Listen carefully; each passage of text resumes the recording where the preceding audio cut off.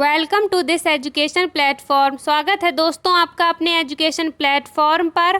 आज हम डायरेक्ट से इनडायरेक्ट बदलना सीखेंगे। उससे पहले अगर आप चैनल पर नए हैं तो चैनल को सब्सक्राइब करिए और बेल आइकन को ज़रूर प्रेस कीजिए, जिससे आपको आने वाली नोटिफिकेशन मिलते रहें।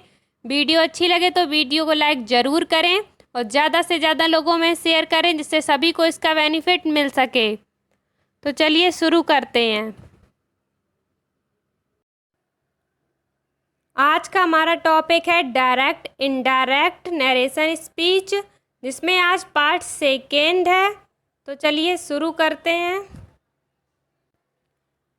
आज हम सीखेंगे असर्टिव सेंटेंस का इनडायरेक्ट बनाना, इंटेरोगेटिव सेंटेंस का इनडायरेक्ट बनाना, इम्परेटिव सेंटेंस का इनडायरेक्ट बनाना, ऑप्टेटिव सेंटेंस का इनडायरेक्ट बनाना और एक्सक्लेमेटरी सेंटेंस का इनडायरेक्ट बनाना। तो इसमें आज हम 3 को कवर करेंगे: असर्टिव सेंटेंस का इनडायरेक्ट, इंटेरोगेटिव सेंटेंस का इनडायरेक्ट और इम्परेटिव सेंटेंस का इनडायरेक्ट। और पार्ट थर्ड में हम ऑप्टेटिव सेंटेंस का इनडायरेक्ट और एक्सक्लेमेटरी सेंटेंस का इनडायरेक्ट कंप्लीट करेंगे, जिससे हमारा पूरा चैप्टर कंप्लीट हो जाएगा। तो चलिए शुरू करते हैं। सबसे पहले असर्टिव सेंटेंस को समझते हैं। तो देखते हैं कि असर्टिव सेंटेंस का इनडायरेक्ट कैसे बनाया जाता है। सबसे पहले हमें सैड को बदलना होता है और वो बदलेंगे हम इनडायरेक्ट बनाते समय टोल्ड में। और कॉमा और इन्वर्टेड कॉमा को हम कंजक्शन दैट लगाकर चेंज करेंगे। रिपोर्टिंग वर्ब से या फिर सैड के बाद अगर ऑब्जेक्ट होता है तो हम से को करते हैं टेल और सैड को हम टोल्ड में बदल देते हैं। टेल या टोल्ड के बाद हम टू नहीं लगाते हैं। यदि ऑब्जेक्ट ना हो तो से और सैड नहीं बदला जाता है, वो वैसे ही रहता है। अगर ऑब्जेक्ट हो तभी हम से और सैड को चेंज करके टेल और टोल्ड में बदलेंगे। अगर ऑब्जेक्ट नहीं होता है तो हम से और सैड को नहीं बदलेंगे। अब हम इसे एग्जाम्पल से समझते हैं। सबसे पहले he said to Ram he is a good friend. यह एक असर्टिव सेंटेंस और इसका इनडायरेक्ट किस तरीके से बनाया जाएगा? ही टोल्ड राम, सेड को टोल्ड में बदला गया है क्योंकि यहाँ पर ऑब्जेक्ट दिया है, इसीलिए ही टोल्ड राम। और टू को हमें हटाना होता है, टू हम नहीं लगाते हैं, तो इसका बन गया सिंपल ही टोल्ड राम। अब आगे आया है इन्वर्टेड कोमा और कोमा। तो कोमा की जगह हम सबसे पहले लगाएंगे दैट, उसके बाद हम लिखेंगे ही, और ये है प्रेजेंट कॉन्टिन्यूअस का सेंटेंस है, इसलिए इसे चेंज किया गया है पास्ट कॉन्टिन्यूअस में। तो बनेगा he was a good friend. Next देखते हैं इसका एग्जाम्पल। तो इसका डायरेक्ट है he said comma inverted comma I would like to become a doctor. अब इसे इनडायरेक्ट में कैसे चेंज करते हैं देखते हैं।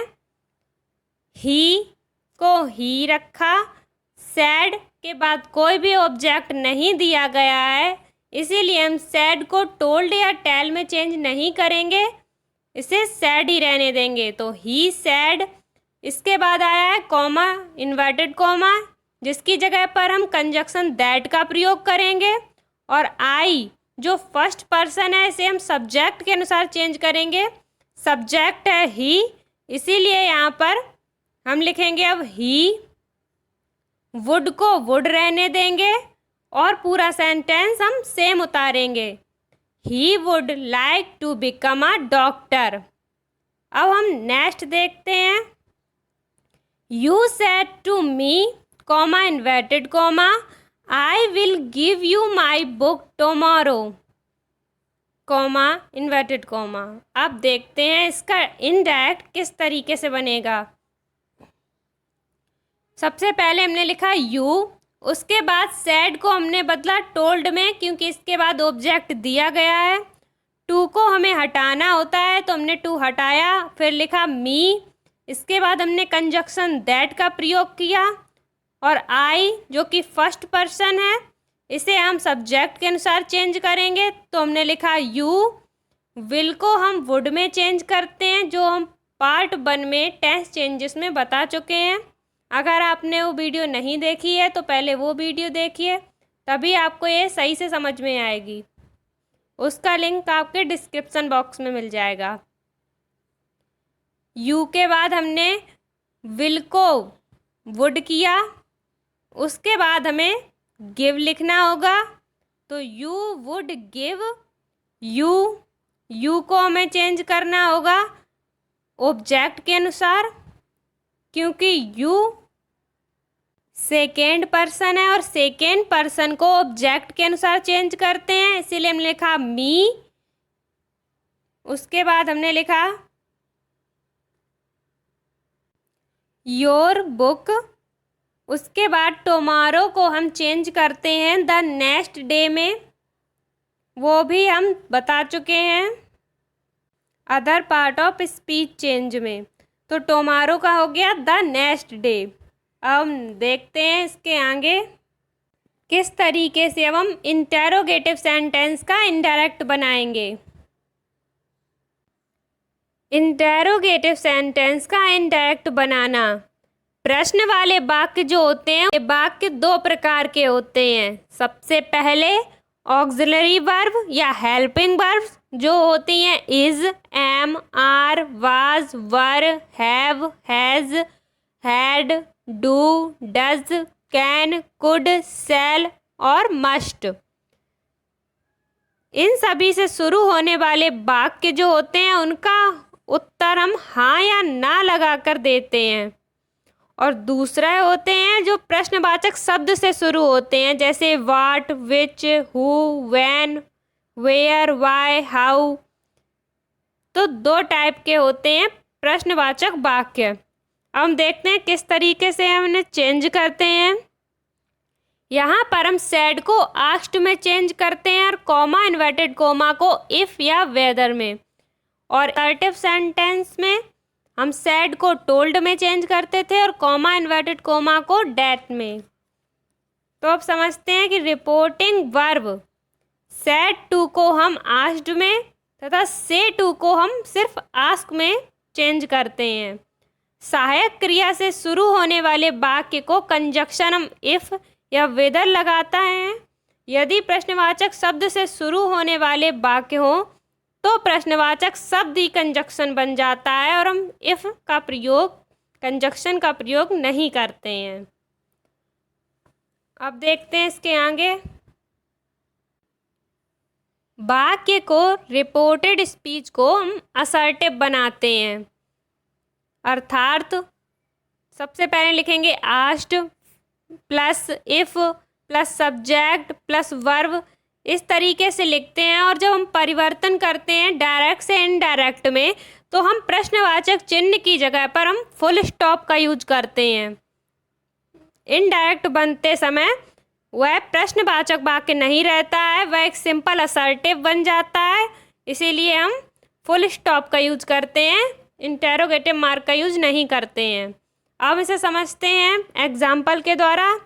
सबसे पहला एग्जाम्पल है Ragini said to his friend, comma inverted comma, are you in a position to help me now? Interrogative mark।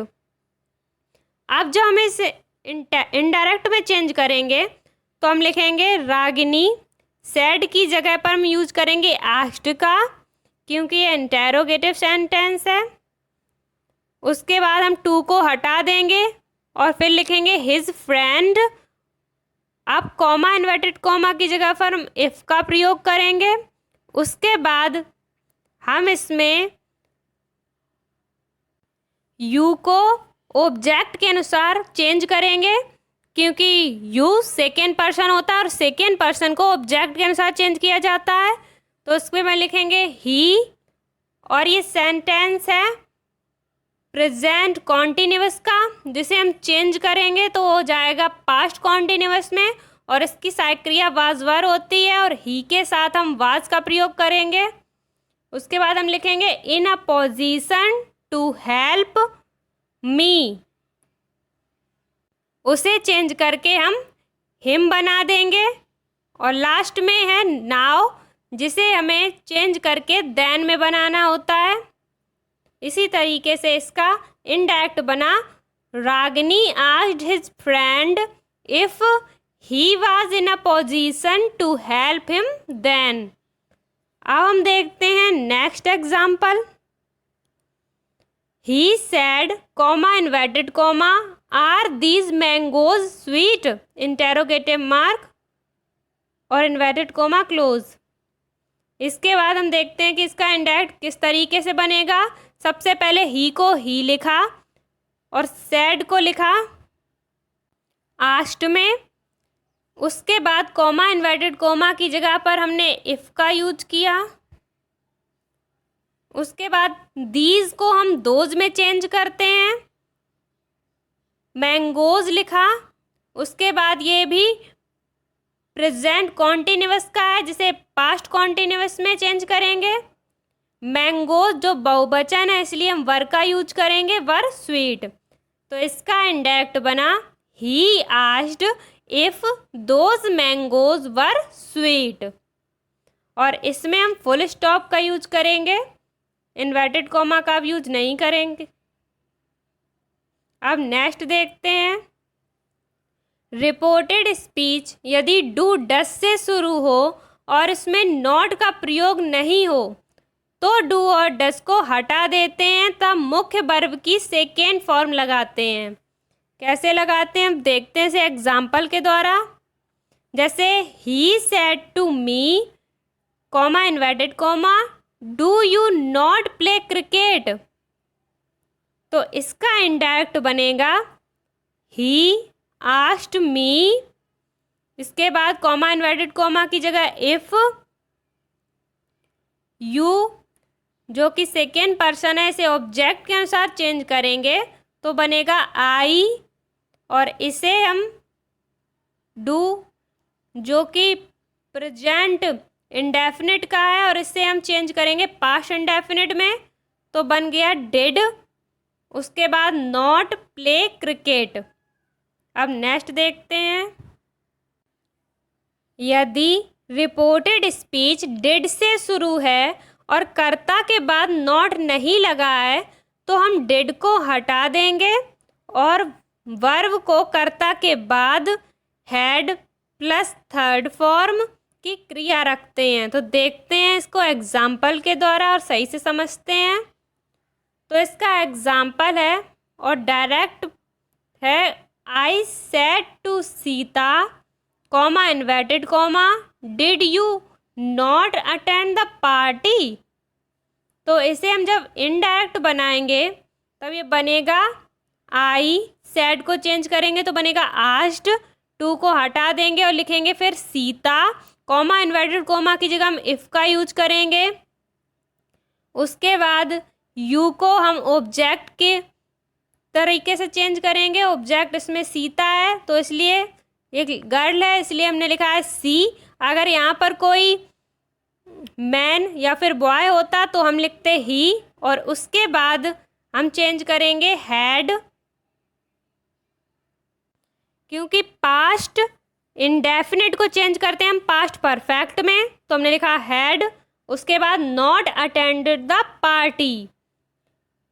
तो इसका सिंपल इंडायरेक्ट बना I asked Sita if she had not attended the party. अब नेक्स्ट देखते हैं। यदि reported speech का वाक्य प्रश्नवाचक शब्द से प्रारंभ हुआ हो तो कंजक्शन इफ या वेदर का प्रयोग नहीं किया जाता है, तो कंजक्शन का कार्य वही इंटेरोगेटिव प्रोनाउन करेगा। तो अब इसे समझते हैं हम एग्जाम्पल के द्वारा।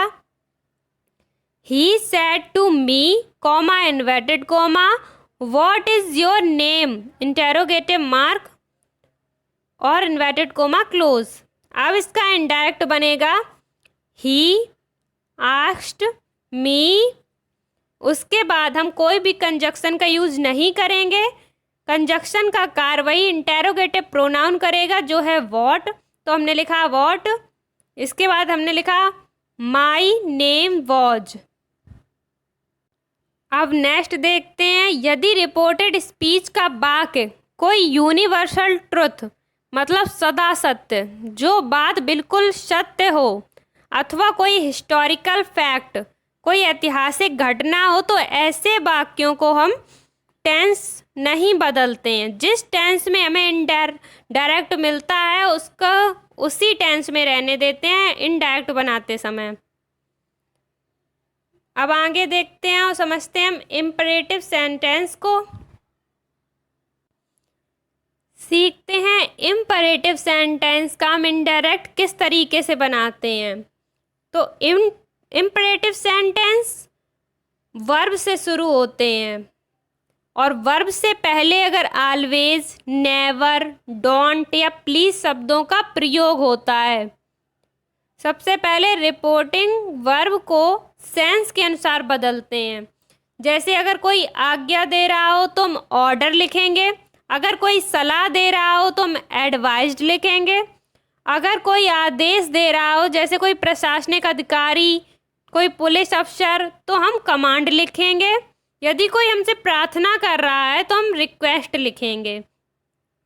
तो इसी तरीके से सेड जो होगा उसे हम request, inquiry, suggest, order, advice इस तरीके से चेंज कर सकते हैं अपने सेंस के अनुसार कि वह मुझसे क्या कह रहा है। वह आज्ञा दे रहा है, वह सलाह दे रहा है, वह आदेश दे रहा है या वह प्रार्थना कर रहा है, ऐसे समझकर। अब हम कॉमा और इन्वर्टेड कॉमा की जगह हम कंजक्शन का प्रयोग नहीं करेंगे, इसकी जगह पर हम इन्फिनेटिव वर्ब का प्रयोग करेंगे। तो अब समझते हैं कि इन्फिनेटिव वर्ब आखिर होती क्या है। तो किसी भी क्रिया की फर्स्ट फॉर्म से पहले अगर हम टू लगाते हैं तो वह इन्फिनेटिव वर्ब होती है। जैसे गो से पहले हमने टू लगाया तो इन्फिनेटिव वर्ब बनी। कम से पहले टू लगाना, प्ले से पहले टू लगाना। इसी तरीके से जिसके पहले हम टू लगाते हैं क्रिया की फर्स्ट फॉर्म से पहले तो वह इन्फिनेटिव वर्ब बनती है और इसका अर्थ ना, नी, ने से निकलता है। तो अब आगे इसके एग्जाम्पल से हम समझते हैं।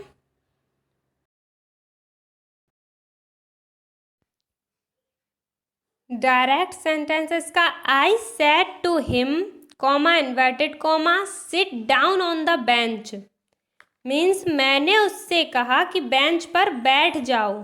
तो इसका इनडायरेक्ट बनेगा आई। सेड की जगह हम ऑर्डर्ड का प्रयोग करेंगे क्योंकि इसमें आदेश देना दिखाया गया है। तो आई ऑर्डर्ड हिम टू, इसमें हम कंजक्शन की जगह पर टू का प्रयोग करते हैं, to sit down on the bench. तो इसका सिंपल इनडायरेक्ट है I ordered him to sit down on the bench. Next देखते हैं।